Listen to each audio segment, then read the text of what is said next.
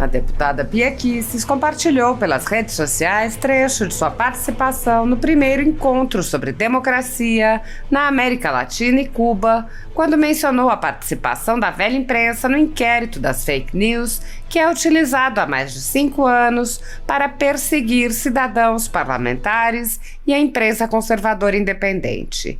A deputada explicou que em países onde há imprensa livre, as autoridades são compelidas a mudar suas atitudes quando são criticadas ou denunciadas. Bia Kicis lembrou que, em seu início, o inquérito das fake news censurou uma matéria da velha imprensa que mencionava o ministro Dias Toffoli, e toda a velha imprensa se levantou para defender o direito à liberdade de imprensa. Quando o inquérito se voltou contra a imprensa conservadora independente, entretanto, a velha imprensa nada fez para defender a liberdade. Ao contrário, passou a elogiar e colaborar ativamente com o inquérito, que então avançou contra parlamentares e cidadãos. Bia Kicis disse: começaram a perseguir deputados, jornalistas, só que, como eram jornalistas de direita, conservadores, a mídia ficou quietinha, calou, e aí eles avançaram sob os aplausos da mídia. É isso mesmo, estão salvando a democracia. Esses extremistas não podem falar o que bem entenderem, não podem mentir, não podem espalhar a mentira. A deputada ponderou: então, o que nos resta fazer? A gente tem que fazer igual a eles, ter jornalistas. Muitos jornalistas e veículos conservadores vêm sendo implacavelmente perseguidos, como é o caso da Folha Política. Nossa sede, nossa residência foi invadida e todos os nossos equipamentos foram apreendidos a mando do ministro Alexandre de Moraes. À época, o jornalista Alexandre Garcia assinalou que algo semelhante só havia ocorrido na ditadura Vargas, não havendo qualquer exemplo parecido durante o tão falado regime militar. Mesmo em ditaduras consolidadas, não é comum que se apreendam todos os equipamentos, em claríssima violação a tratados internacionais, como o Pacto de São José da Costa Rica. Posteriormente, a Folha Política foi alvo do ministro Luiz Felipe Salomão, que ordenou o confisco da renda de diversas pessoas, sites e canais conservadores para impedi-los de exercer suas atividades. Mais de 20 meses da renda dos veículos e comunicadores afetados seguem confiscados, enquanto o inquérito vai sendo transmitido de relator em relator. Outros jornalistas e comunicadores foram presos sob alegações como a de sair do país sem saber que estavam sendo investigados. Um deles perdeu o movimento das pernas em um estranho acidente na cadeia enquanto estava preso por crime de opinião. Ao conseguir refúgio em outro país, viu sua família ter suas contas bloqueadas para que não pudessem receber doações de pessoas que se sensibilizam com a situação de seus filhos. Vários pedem há anos que apenas devolvam seus equipamentos eletrônicos, inclusive com as memórias de entes queridos e da própria família.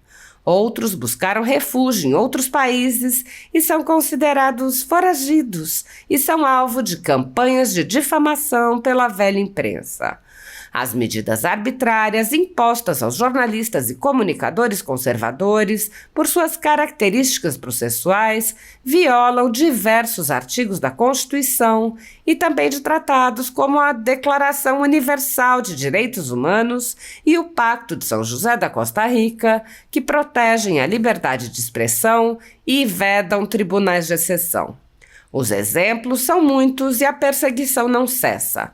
Casas invadidas, redes bloqueadas, censura, bloqueio de contas sem confisco de bens, cancelamento de passaporte, proibição de contato, entre outras.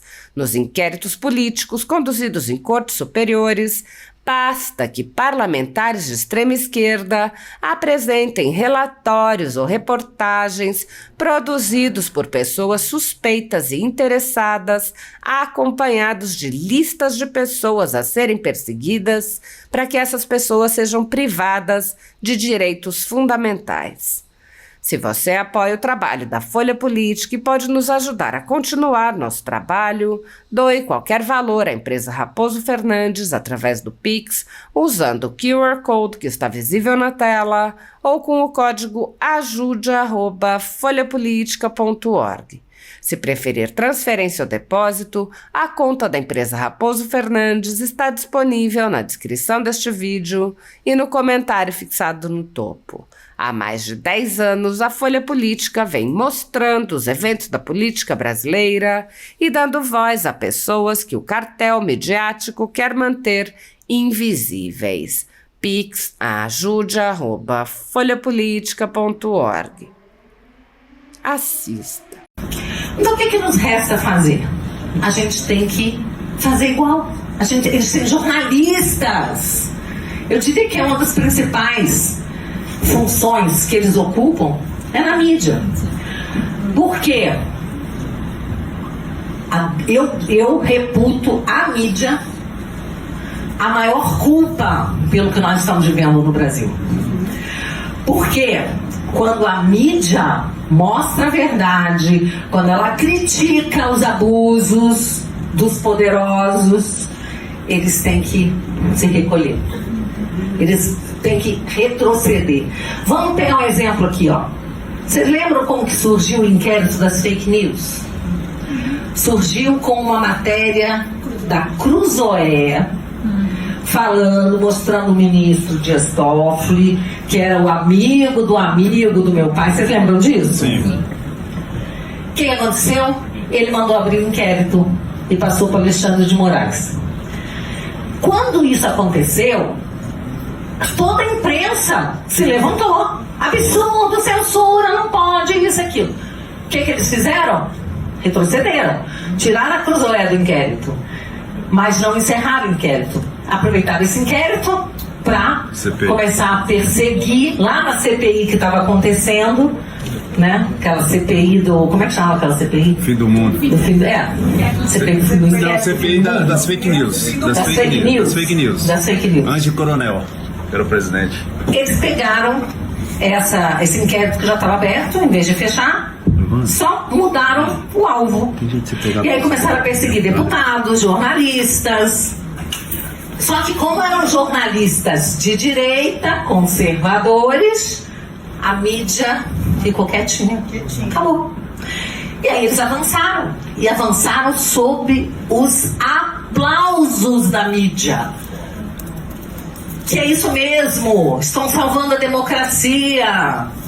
Esses extremistas não podem falar o que bem entender, não podem mentir, não podem espalhar mentira.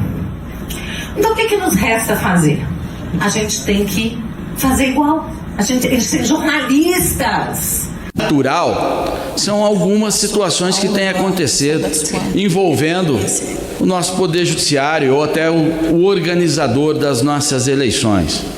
Veículos de comunicação ou canais sendo censurados, não há outra palavra, estou falando de censurados pelo Tribunal Superior Eleitoral, porque no entendimento destes acabam defendendo, na verdade, os valores que não interessam ao momento ou a um candidato preferido, que a impressão é essa.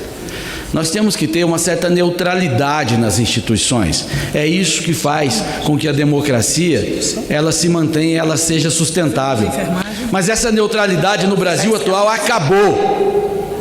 O Tribunal Superior Eleitoral tem mostrado que tem um lado, escolheu um lado, o que é lamentável.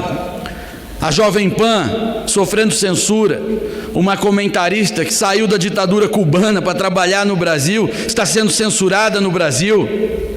Canal Brasil Paralelo, sofrendo censura prévia. O tribunal está impedindo que seja publicado um documentário que foi produzido. Não foi publicado ainda, deputado Pompeu. Censura prévia. Isso é digno dos piores regimes que esse planeta já explorou. Não está correto. Nós estamos diante de um processo, de certa forma, revolucionário em curso. Estamos em meio a ele e não percebemos. Nenhum regime autoritário foi instaurado do dia para a noite. Os livros de história nos resumem em uma linha, mas aquilo é sempre o ato derradeiro. Sempre há uma construção longa, às vezes até institucional, sobre isso, que é o que a gente está testemunhando aqui. Há pouco o ministro do Supremo disse que eles eram os editores da sociedade. Agora a gente vê o Tribunal Superior Eleitoral agindo como editor mesmo, inclusive praticando esta censura prévia ao Canal Brasil Paralelo. E isso é decorrente da omissão do Poder Legislativo, do Senado, da Câmara dos Deputados, que não exerce o seu poder, a sua prerrogativa de fazer o contraponto e vê, testemunha e aceita o agigantamento de um poder ou de um anexo, agora sendo protagonista social. E o pior, isso não vai parar. Hoje é conveniente para alguns, mas isso não vai parar. Para concluir, presidente, um paradigma, um princípio, quando é quebrado, ele não se auto-reconstrói. Aqueles que aplaudem, a grande imprensa que aplaude, parlamentares que hoje aplaudem, amanhã serão as vítimas deste processo. Um processo, sim, malditamente revolucionário, e hoje ilustrado por um tribunal que exatamente foi criado como uma resposta a uma revolução e de uma revolução de 30. Nós precisamos preservar a nossa democracia, e só é possível preservando a liberdade, sobretudo a liberdade de expressão, que está sendo assassinada pelo Tribunal Superior Eleitoral. Muito obrigado, presidente.